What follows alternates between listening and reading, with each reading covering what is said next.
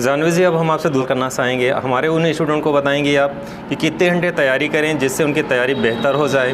क्या ज़्यादा से ज़्यादा पढ़ने से उनकी तैयारी बेहतर हो जाएगी या किस तरह से पढ़ें कि उनकी तैयारी अच्छी हो जाए? तो आप उसके बारे में बताएंगे एग्ज़ाम के लिए वो अपने आप को कैसे बेहतर तैयार कर सकते हैं। ज़्यादा पढ़ने से ज़रूरी नहीं है कि आप ज़्यादा पढ़ें तो आपको समझ में आएगा। आप 12 घंटे पर्याप्त हैं? नहीं, 12 घंटे अब आप बुक खोल के बैठे रहेंगे तो वो भी कोई फ़ायदेमंद नहीं है आपके लिए। जी जी, कितने घंटे कैसे पढ़ना चाहिए?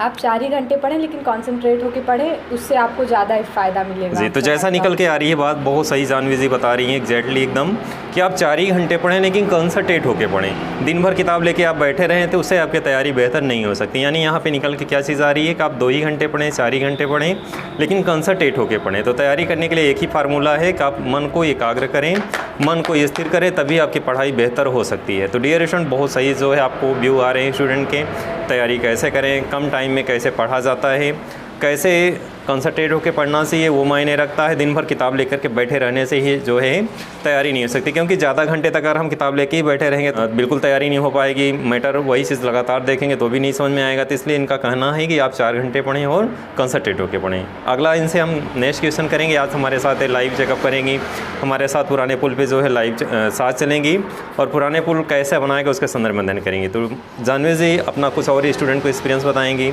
कि साल भर तो पढ़ नहीं पाए, अब क्या करें, कम टाइम बचा है, होपलेस ना हो, उनके लिए आप कुछ मैसेज देना चाहती हैं कि कैसे तैयारी अब जो है कम टाइम में ज़्यादा से ज़्यादा कर सकें। होपलेस होने से कोई प्रॉब्लम सॉल्व नहीं हो जाएगी। आप अपनी पढ़ाई पे फोकस करिए और ध्यान दीजिए, फिर पढ़ना स्टार्ट कीजिए। जी जी, और आप कॉन्सेंट्रेट होकर पढ़ेंगे तो फिर कोई प्रॉब्लम नहीं होगी।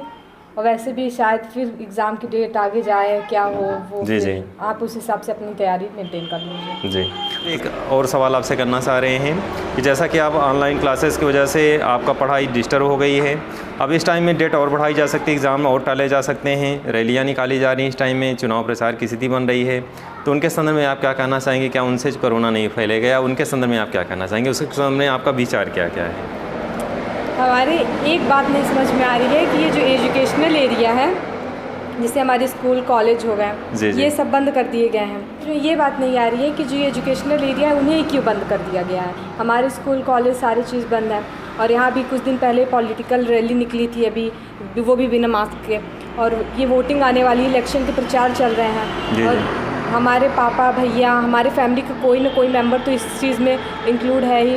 वो लोग जब घर आएंगे तो घर में खाना खाएंगे, खाना तो हम ही लोग उन्हें देंगे, और वो लोग मास्क लगा के घर में तो रहेंगे नहीं, और उन्हें पता भी नहीं रहेगा कि उन्हें कोरोना हो चुका है या वो संक्रमित हैं कुछ भी।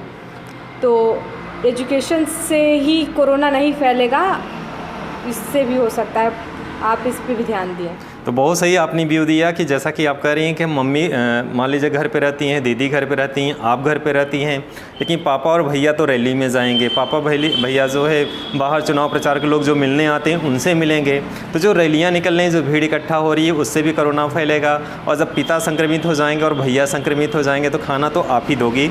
वहाँ पर खाना खाने के लिए पिताजी मास्क लगा के नहीं खाना खाएँगे ना, भैया ही मास्क लगा के खाना खाएँगे। तो बहुत अच्छा व्यू आपका है कि यानी एजुकेशन पर ही जो है कोरोना के संदर्भ में जो है चाबुक नहीं चलनी चाहिए। जो रैलियाँ निकल रही हैं चुनावी प्रचार करने के लिए, जो जगह जगह पे लोग भीड़ इकट्ठा कर रहे हैं, जगह जगह पे लोग जो जाते हैं, उनके संदर्भ में भी सरकार को समझना चाहिए, सोचना चाहिए कि केवल एजुकेशन पे ही दबाव डाला जाए संक्रमण को रोकने के लिए, और इसके साथ साथ अन्य जो क्षेत्र हैं जैसे पॉलिटिकल रैलियाँ निकल रही हैं उनको भी कंट्रोल करना चाहिए। क्योंकि अगर पॉलिटिकल रैलियाँ भी भीड़ भाड़ में इकट्ठा होकर अगर कोई संक्रमित हो गया तो उसमें आपके पिता भी हो सकते हैं, आपके भैया हो सकते हैं, हर देश का नागरिक जो भी लड़कियाँ हैं उनके भाई और मम्मी, तो मतलब भैया मम्मी और दीदी तो घर पे रहती हैं, लेकिन पापा और भैया बाहर रहते हैं, रैलियों में जाते हैं, चुनाव प्रचार में जाते हैं, लोग जो मिलने आते हैं उनसे बातें करते हैं, उनसे मिलते हैं, भीड़ इकट्ठा हो रही, तो उनके भी संदर्भ में सरकार को चेतना चाहिए कि उनसे भी संक्रमण हो जाएगा। अगर वो संक्रमित हो गए तो मास्क लगा के खाना नहीं खाएंगे और खाना आप ही खिलाओगी, और पिता भैया संक्रमित होंगे तो आप भी संक्रमित हो जाओगे, तो यानी आप भी सेफ नहीं रहोगी। तो कहने का मतलब है कि स्टूडेंट ही सेफ है और ना हमारा इंडिया ही सेफ रहेगा अगर ऐसा ही चला तो। बहुत अच्छा भी है कि कहने का मतलब है कि पापा भैया संक्रमित होंगे तो मास्क लगा के खाना नहीं खाएंगे। थैंक यू जानवी जी। तो जानवी जी, जैसा आपने देखा कि जानवी जी बहुत सारे मैटर पे अपनी व्यू दिया, किस तरह से तैयारी करना चाहिए, कैसे कोरोना टाइम उनका क्या एक्सपीरियंस रहा है उसके संदर्भ में आपको जानकारी दी, साथ साथ कैसे तैयारी करना चाहिए, कैसे अच्छे अंक प्राप्त करना चाहिए उसके संदर्भ में इन्होंने बताया कि कम टाइम में बच्चा जो है अपने माइंड को एकदम इस तरह से सेटअप करें, कंसंट्रेट होकर पढ़ें, ज़्यादा किताबों के साथ रहने से ही तैयारी आपकी बेहतर नहीं हो पाएगी।